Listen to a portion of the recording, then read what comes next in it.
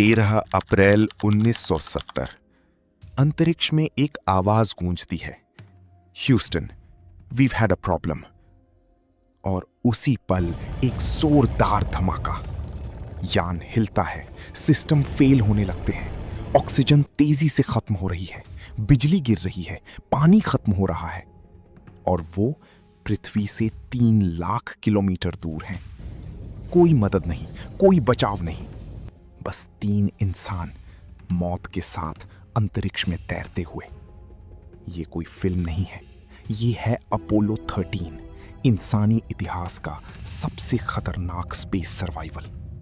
उस रात 3 अंतरिक्ष यात्री मौत के ठीक सामने खड़े थे।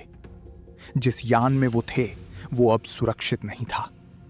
एक धमाके ने उसे अंदर से तोड़ दिया था। ऑक्सीजन तेजी से खत्म हो रही थी। समय उनके खिलाफ चल रहा था।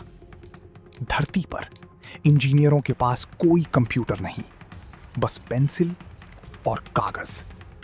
हर गणना एक गलती मतलब 3 जानें खत्म।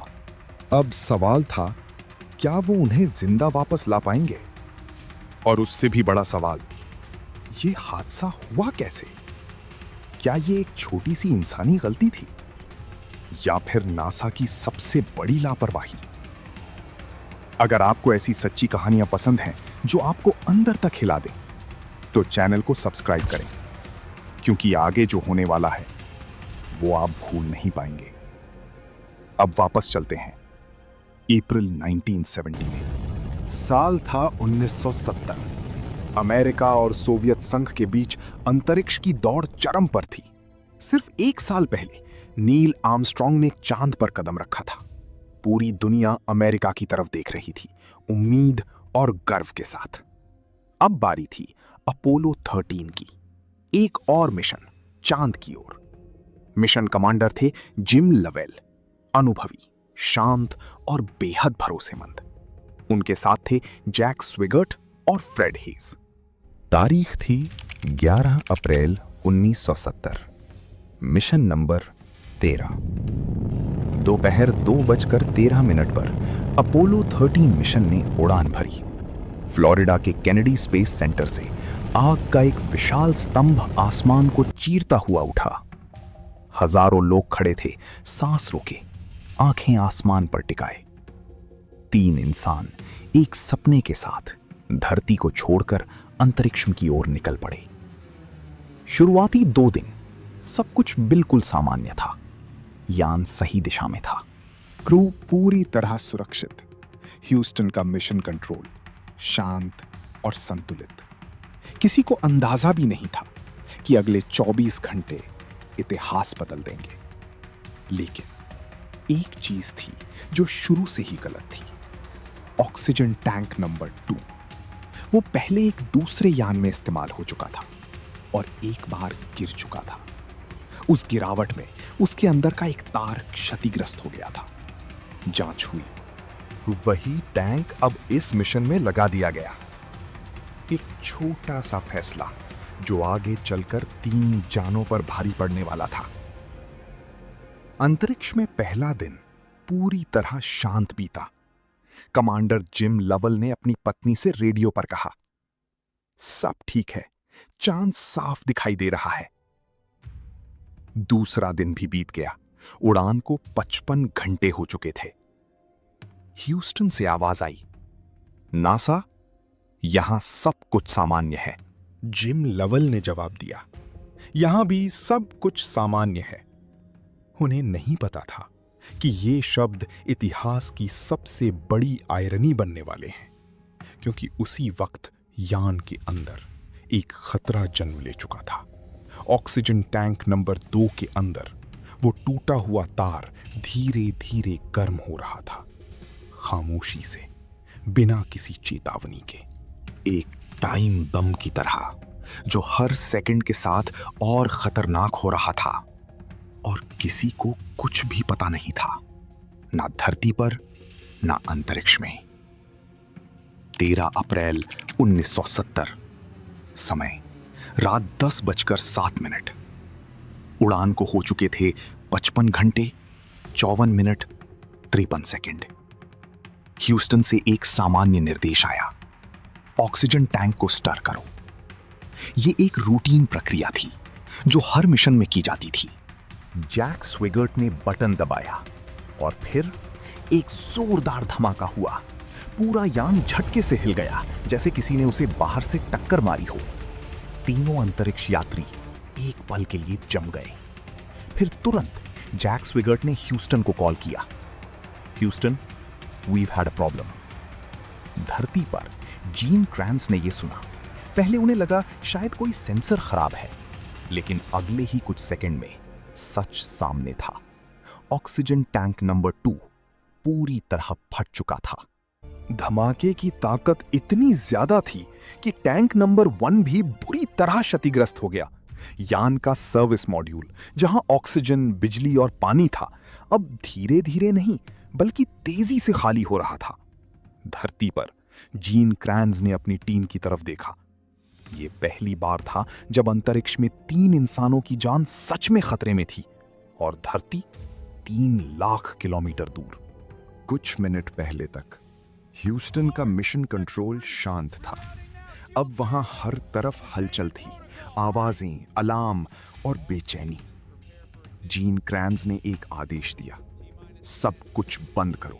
अब सिर्फ एक काम है, इन्हें घर वापस लाना। पूरा कंट्रोल रूम एक पल के लिए बिल्कुल शांत हो गया। फिर अगले ही पल हर कोई अपनी जगह पर टूट पड़ा। इंजीनियर, वैज्ञानिक, गणितज्ञ, हर कोई अपनी स्क्रीन पर झुक गया। हर सेकंड अब कीमती था। कमांड मॉड्यूल में सिर्फ 15 मिनट की बिजली बची थी। अगर बिजली खत्म हो गई तो वापसी का कोई रास्ता नहीं बचेगा। तभी जीन क्रैंस ने एक फैसला लिया जो उस समय पागलपन जैसा लगा। तीनों अंतरिक्ष यात्री लूनर मॉड्यूल में शिफ्ट होंगे। वही यान जो चांद पर उतरने के लिए बना था, अब एक लाइफ बोट बनने वाला था। वो सिर्फ 2 लोगों के लिए बना था, और वो भी 2 दिन के लिए। लेकिन अब 3 लोगों को उसमें 4 दिन गुजारने थे।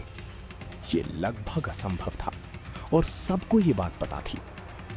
लेकिन उसी वक्त जीन क्रैंस ने एक लाइन कही, failure is not an option. हार कोई विकल्प नहीं है। और उस एक वाक्य ने पूरे कंट्रोल रूम में नई ऊर्जा भर दी। तीनों अंतरिक्ष यात्री लूनर मॉड्यूल में दाखिल हुए। छोटा सा यान जहां 3 लोग मुश्किल से खड़े हो सकते थे। बिजली बचाने के लिए हीटर बंद कर दिया गया, और कुछ ही घंटों में तापमान गिरकर सिर्फ 3 डिग्री सेल्सियस रह गया। तीनों कांप रहे थे। ठंड इतनी थी कि जिम लवेल के हाथ लिखने लायक भी नहीं बचे थे।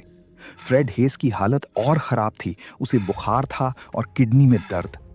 पानी इतना कम था कि हर घूंट लेने से पहले सोचना पड़ता था। खाने में सूखे ठंडे पैकेट, नींद लगभग नामुमकिन। लेकिन इन तीनों ने हार नहीं मानी। जिम लवेल बार बार कहते, हम घर जाएंगे, हम जरूर घर जाएंगे। लेकिन घर अभी भी 3 लाख किलोमीटर दूर था। और तभी लूनर मॉड्यूल में एक नई समस्या शुरू हुई। 3 लोग सांस ले रहे थे और CO2 खतरनाक स्तर तक बढ़ रही थी। CO2 साफ करने वाले कैनिस्टर्स सिर्फ 2 दिन में भर गए। समस्या ये थी, कमांड मॉड्यूल के कैनिस्टर्स चौकोर थे और लूनर मॉड्यूल में जगह गोल, यानी चौकोर खूंटा, गोल छेद। CO2 लगातार बढ़ती रही और तीनों को तेज सिरदर्द होने लगा। धरती पर ह्यूस्टन के इंजीनियरों ने एक चुनौती ली। जो कुछ भी बनाना होगा उसी सामान से बनेगा जो अंतरिक्ष यात्रियों के पास है। प्लास्टिक बैग, कार्डबोर्ड, टेप और कपड़े का एक टुकड़ा। इन्हीं चीजों से उन्होंने एक अस्थायी अडेप्टर बनाया, और हैरानी की बात, वो काम कर गया। CO2 का स्तर गिरने लगा। तीनों ने राहत की सांस ली। ये था इंसानी दिमाग का कमाल, जहां कचरे से जिंदगी बनाई गई। लेकिन अब सबसे बड़ा सवाल बाकी था, वापस कैसे आएं? यान का मुख्य इंजन काम नहीं कर रहा था। रास्ता बदलना जरूरी था। एक ही विकल्प था, लूनर मॉड्यूल के इंजन का इस्तेमाल। धरती पर गणनाएं शुरू हो चुकी थीं। कितना ईंधन जलाना है, किस दिशा में, कितनी देर तक। एक छोटी सी गलती और यान हमेशा के लिए अंतरिक्ष में खो जाता। उस समय के कंप्यूटर्स सीमित थे, इसलिए ज्यादातर गणनाएं हाथ से हुईं। रात भर ह्यूस्टन में कोई नहीं सोया और आखिरकार एक योजना तैयार हुई।